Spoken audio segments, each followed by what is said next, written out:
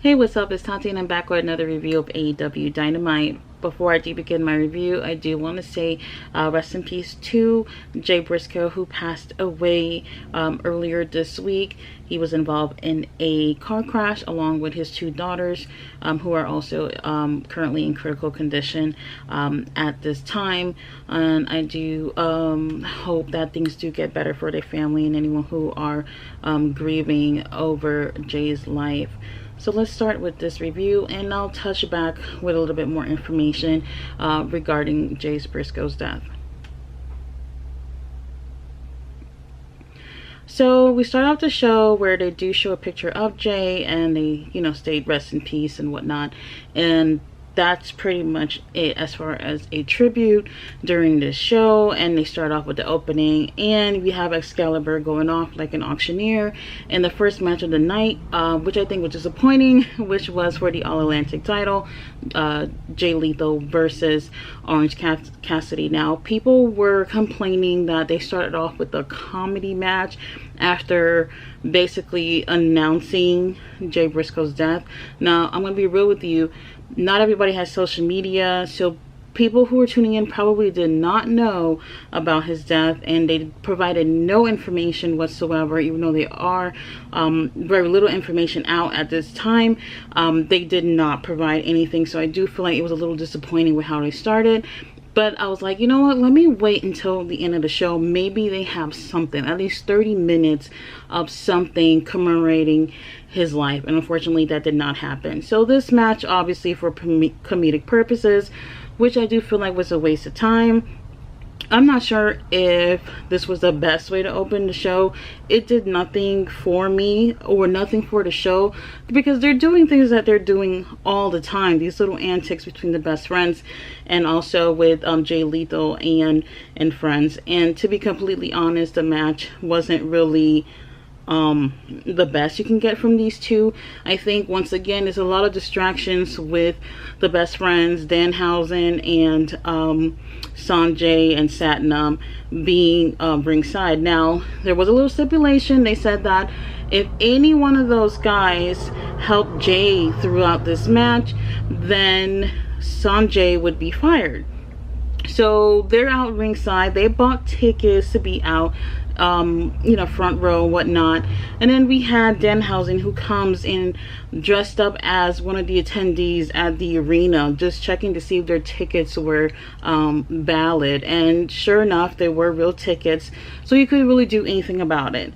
So throughout the match, we just have them, the camera's on them, and it's taken away from the actual match. And to be completely honest, y'all ain't missing anything anyway. This was I won't even say disappointing, because I didn't have high expectations about this, to be completely honest. I don't mind the whole comedy thing, but I just feel like they play on it a little bit too much. Wherever they're going with the storyline, get on with it and get it over. But I did find was really, really weird, and when the match ended, we did have Orange Cassidy win. And then, Satnam comes in the ring, and he seems like he's going to do a double choke slam on the best friends. And Sanjay's like, no, I'm going to get fired. And each of them were trying to get involved in some type of way to hurt the best friends. But Sanjay's still reiterating that he's going to get fired. But the stipulation was, if it was that they got involved during the match is over. They can beat each other up and whatnot. But he was still saying it, and I feel like they kind of made a mistake with that, so it didn't really make sense. I'm over it. Time to move on. Right after that match, we had the Young Bucks versus Dante Martin and Darius Martin. Now, to be honest, I would have rather this match to open the show. This was a A+ match. They did really, really well.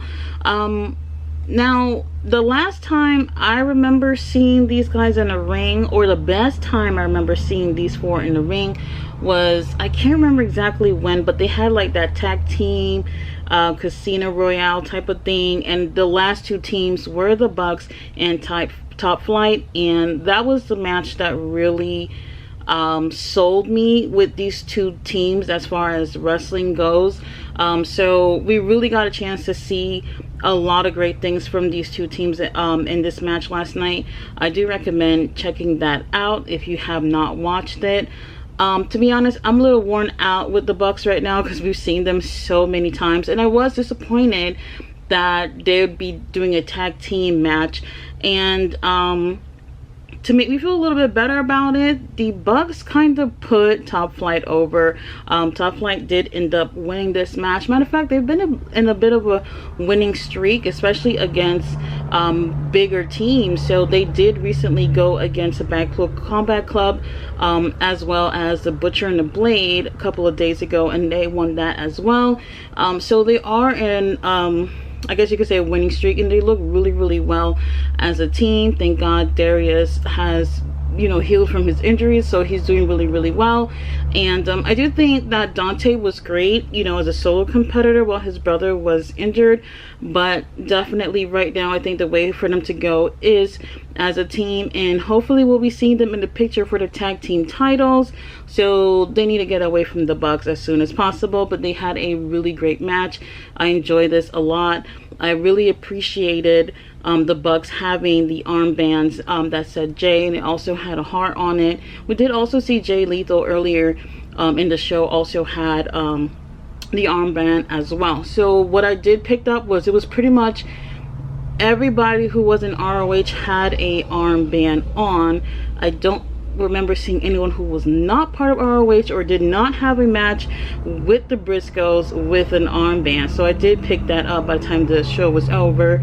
But this was a really great match. I do recommend checking this out. So right after that awesome match, we had the Gun Club come out, and then we had the Acclaim interrupt them, and now they're arguing, and then things became physical.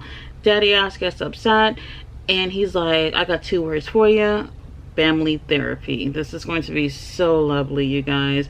So that's supposed to be next week. I don't remember if he said it was going to be a Dynamite or if it was going to be on Rampage, but this whole thing is getting a little cringy for me. I do like the Acclaim. I love Daddy Ass with them. However, I want to see them titles being defended. That's what I want to see. And also, I want to see a little bit more of the Guns, you know, competing as well. I know there's a lot of people who are there as like comic reliefs, but there are so many talented people who can, you know, do that, but also showcase their talents as well. So I like to see them stay away from the comedy a little bit and want to see the Acclaim get back into the ring, get back into action, and defending those titles.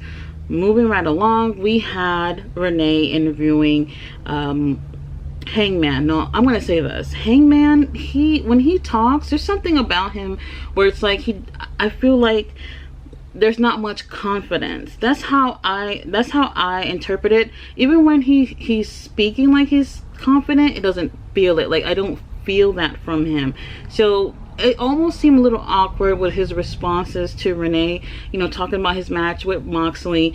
And I just want to be on his side sometimes, but I'm just like, bro, like, convince us that you're more than what people think you are. You know, with having a huge win like this, Renee was like, well, what's next for you? And he said something that's a little bit interesting. He said that he wanted to mend some fences.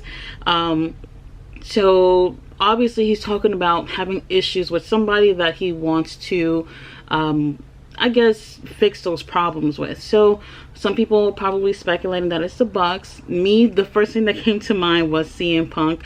I don't know if that's something that's even going to happen, but that was the first thing that came to mind with all the fiasco that happened last year. But either way, I do feel like Hangman needs a little bit of help when it comes to promos and stuff like that, because he's not a great talker and he's not really convincing me, you know, that he can be a great champion. Unfortunately, his run with the world title was very lackluster, and I don't feel like a lot of people was behind him. And, you know, if he really works on himself and builds himself more to when he gets to that stage in his career to get that title back again, people can be more on his side and he can have a credible run.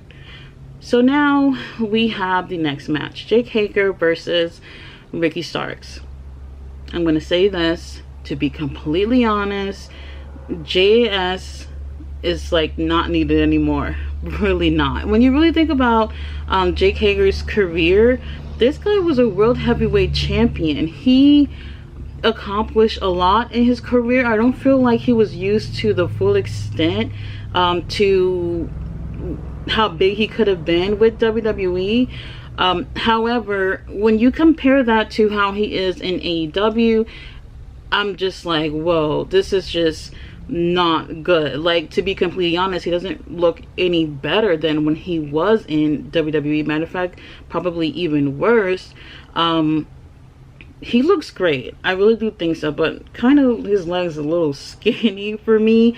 But he has a look, and he's great in the ring as well. And I just feel like, you know, Jericho Appreciation Society are holding some of these guys back. Now, Jericho can be a huge asset to their careers, but not in the way how Jericho Appreciation Society is on TV. I do feel like Daniel Garcia needs to get away from that. Absolutely. This guy has huge potential. They need to get him away from these guys. Sammy, he's amazing in the ring, but his attitude, that can't be fixed. This match was okay, nothing special. You know, they had some distractions as well. I think AEW need to tone the distractions quite a bit. This match was nothing out of the ordinary. Don't have anything special to say about this. You can definitely skip this and you wouldn't have missed anything important. But I really do feel like they need to figure out what they're going to do with some of these guys, because not everybody needs to be you know, those comedy guys. Like, you can be a heel and being taken seriously and winning matches and having a really great career. And I'm just not feeling what they're doing with some of these guys in this group. But they did announce that they will be having a tag team match. So it's going to be Chris Jericho and Sammy versus Ricky and Action Andretti. However, Daniel Garcia was like, hey, he's going against Action Andretti on Rampage this Friday, and if he wins, he wants to take Sammy's place. So I think I'd rather see Daniel in that match. So if he does win his match, then he'll be part of that tag team match next week on Dynamite. But this match with Jake Hager and Ricky was okay, nothing special. They need to drop this whole faction thing. It's not really working in the long run for some of these guys' career.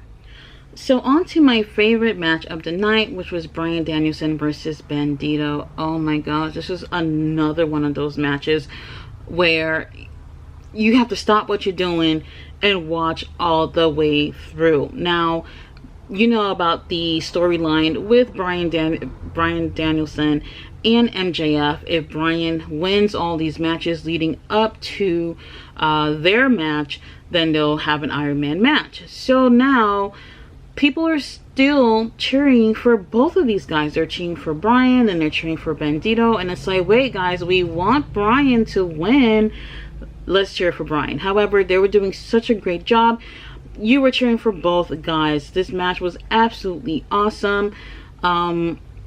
I don't want to really compare it to last week's match that Bryan has, but I feel like these two matches really show something about Bryan that I think we've already known. But he's very versatile and can work with any style without giving up his own style, and I absolutely love that.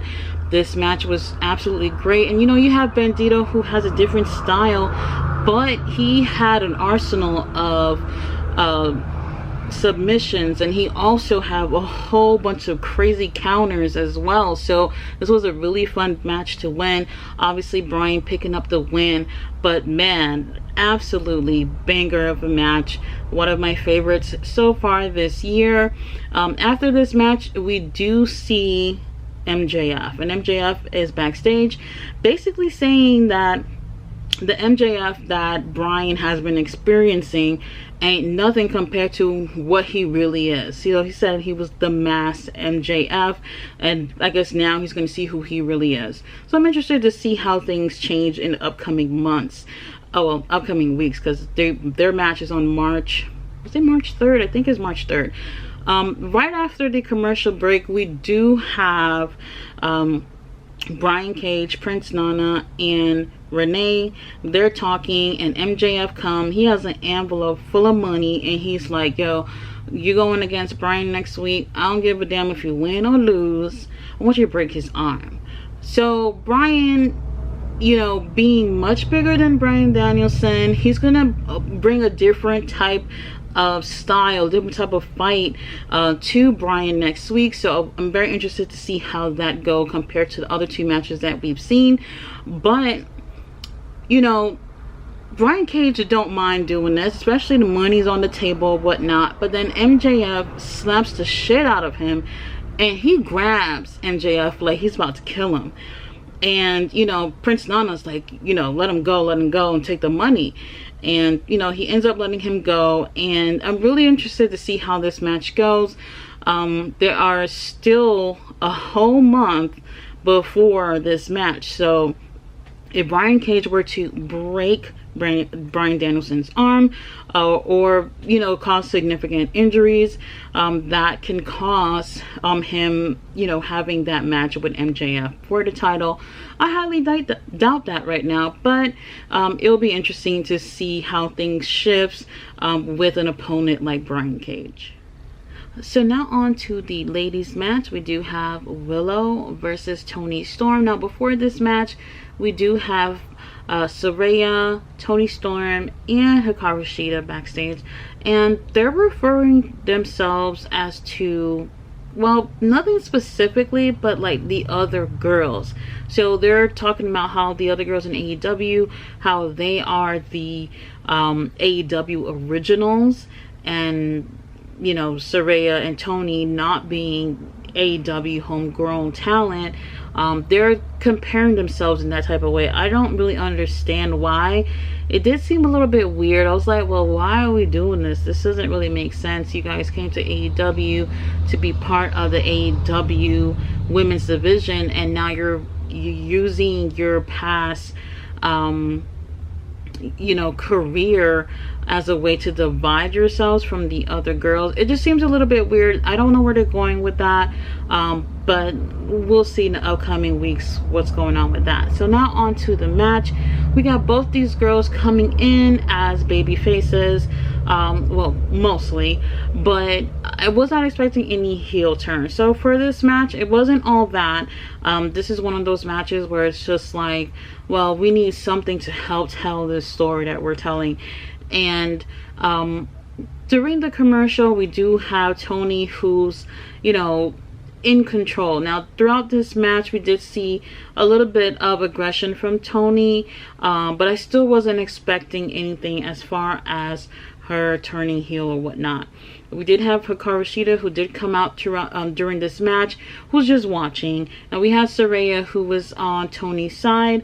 She's also just watching alongside the ring. So now, after the commercial, and I have to say this, the whole picture-in-picture thing, I feel like it's getting smaller and smaller each week. I'm struggling to see throughout the commercial. But anyway, right after the commercial, Willow seems to want to get that win, but then we have Saraya, who distracts the referee, and Toni Storm takes advantage of that, grabs her tights, and I guess it was a roll-up, and ends up winning that match. Then Saraya gets in the ring, and they're both whooping her ass.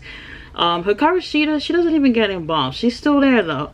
And then Ruby Soho comes out to help Willow. Now, I don't know where they're going with this AEW original storyline or whatever.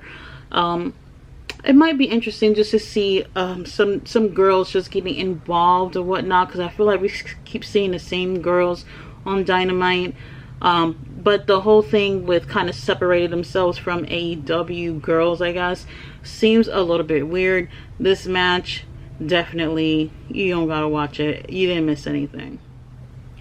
Now on to the main event, Darby Allin versus Kushida for the TNT title. Now, real talk, we had two really big bangers tonight, and for this match to follow that is absolutely insane.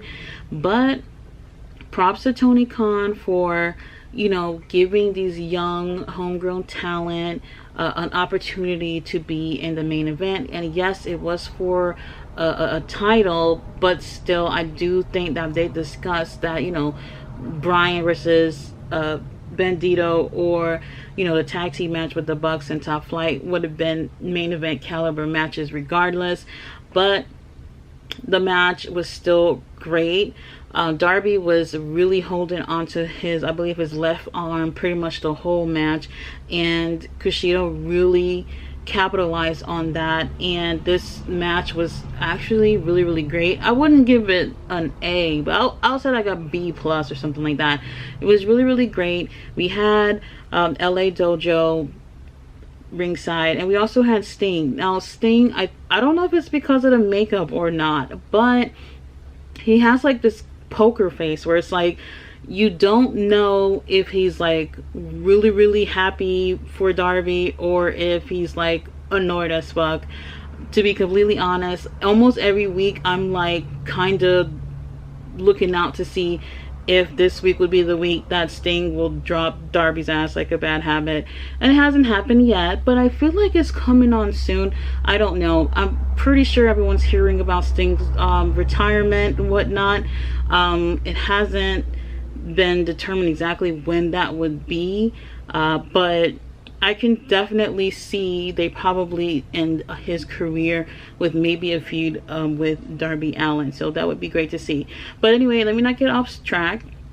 The main event was great. It just wasn't compared to, you know, some other matches from earlier in the night.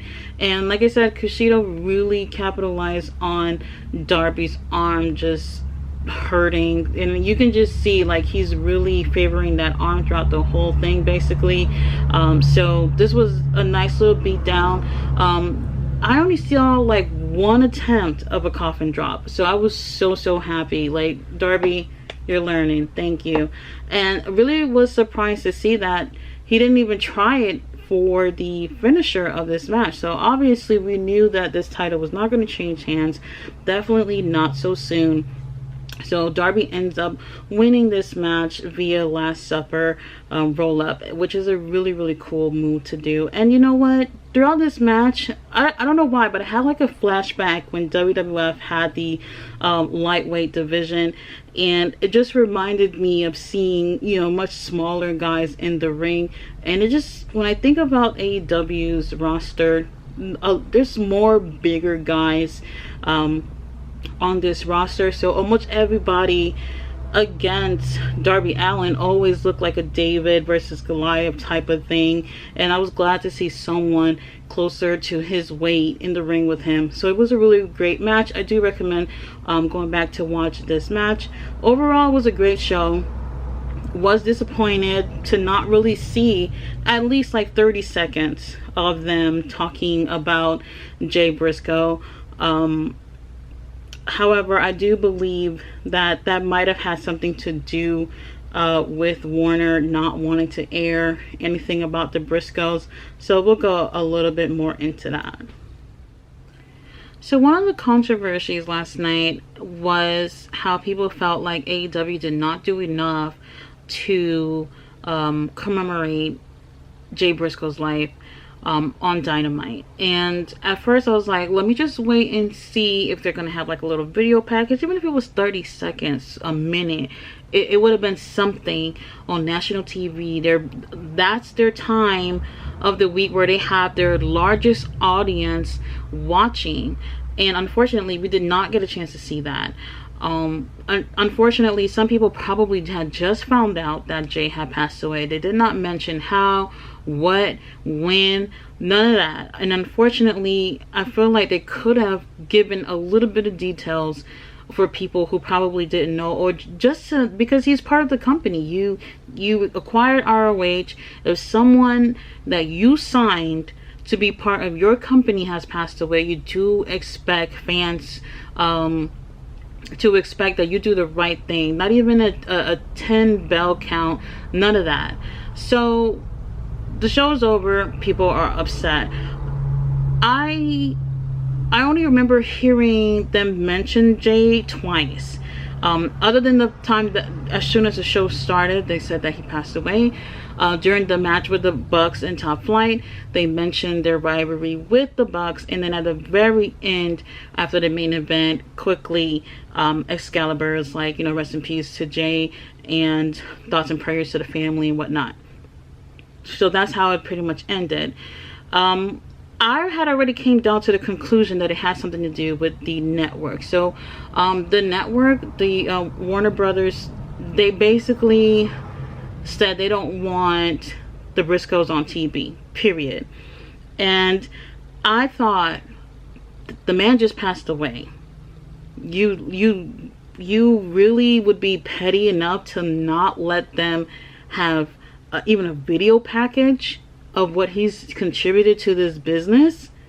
Are you serious? Are we, what did they think that they were going to put on TV that was going to be negative to celebrate Jay's life? That it just doesn't make sense. It is really petty move if that was the case. People are just running with the fact that that might have happened. It's definitely something to speculate, because we already know that they didn't want, you know, these two on TV. And to be completely honest, I was really hoping things would change since they had got the ROH tag team titles. So I was like, okay, they got the titles, maybe they'll be on TV. Man, they would have been a great asset to even AEW's tag team division. And unfortunately, that will never happen. And if it was the case that the network was like, no, we're not airing nothing about no Briscoe, that is so fucking petty and very distasteful.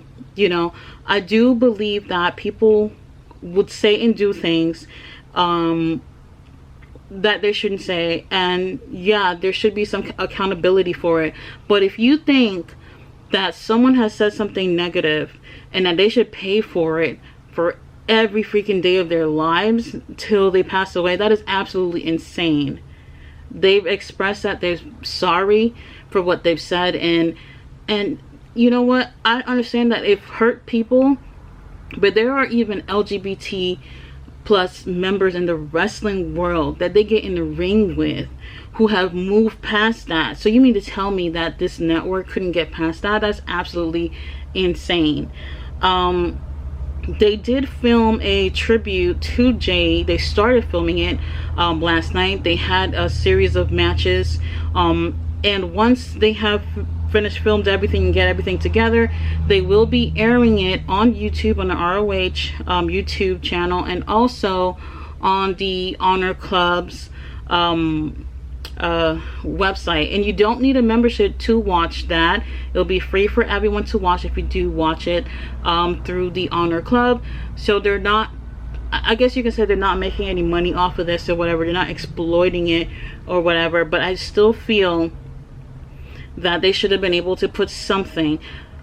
Jay has delivered 3 of my top 10 matches from 2022.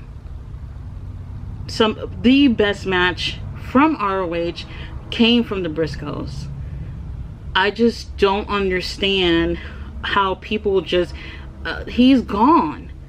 And you mean to tell me that every single person hasn't said something that wasn't called for? Everybody's done it. Nobody's perfect. But y'all want him to pay for it even after death? That is absolutely crazy. All I can say is rest in peace to Jay. And honestly, and then wait. Right after that, the next day was Mark Briscoe's birthday. That is absolutely insane. And I'm pretty sure their family would have loved to turn into Dynamite. They probably weren't thinking about it, you know, but it would have been nice for them to have a little something on Dynamite for everyone to see about Jay. And unfortunately, they could not do that. But I do commend Tony for putting something on and I will be watching and I'll review that as well. Guys, thanks so much for watching my video. I'll be back with a review on Rampage. Bye.